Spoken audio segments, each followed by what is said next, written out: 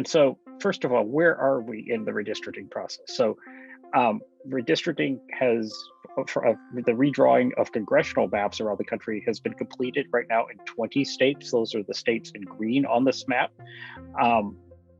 And it has been completed in, hang on a second, 22 states for legislative redistricting, including, as you'll see, many of the states in the South. Of course, as folks know, communities of color, Latino communities, Asian communities, the Black community accounted for almost all of the country's population growth last decade. The white population actually fell last decade for the first time in American history. We also saw, that trend also applies to eligible voters, that is to say citizens over 18.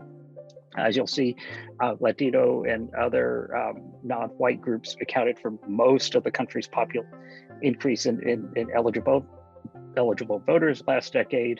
But when it comes time to draw maps, the important thing to understand is that in much of the country, including all of the South, the process is still a political process. It is done through legislation, usually subject to gubernatorial veto.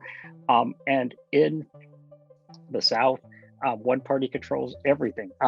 This is an example of some of what is going on. You'll see here the pink district at the top is the 4th congressional district in Texas, and you'll see it pops down. There's a taproot that on the left side that pops down into Collin County, right? So the most of the district is a very rural district in Texas. The counties, around the blue counties are heavily rural and heavily white counties, but that taproot comes down and it picks up some voters.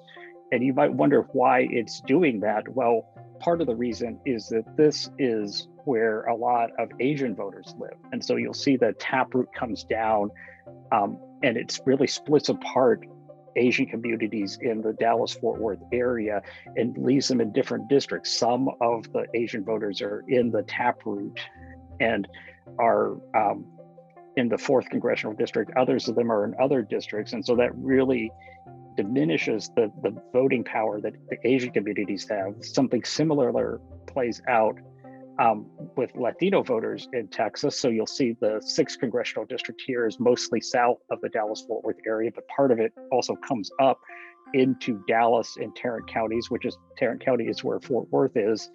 And you'll see when you look at that again, the part that comes up is heavily Latino. And so Latino voters are being taken out of the district that they're in currently.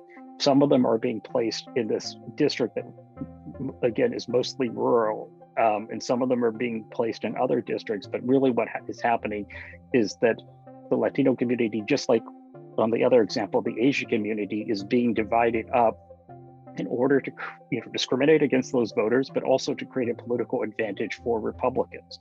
And this is something that you see really throughout the South.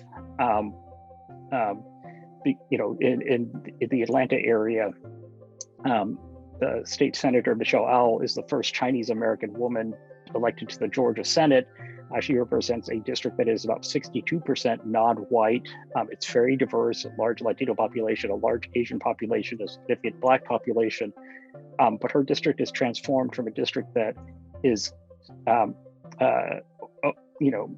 majority non-white into a 52% white district in order to make it more Republican. And so, again, that's an example of how communities of color are being divided up.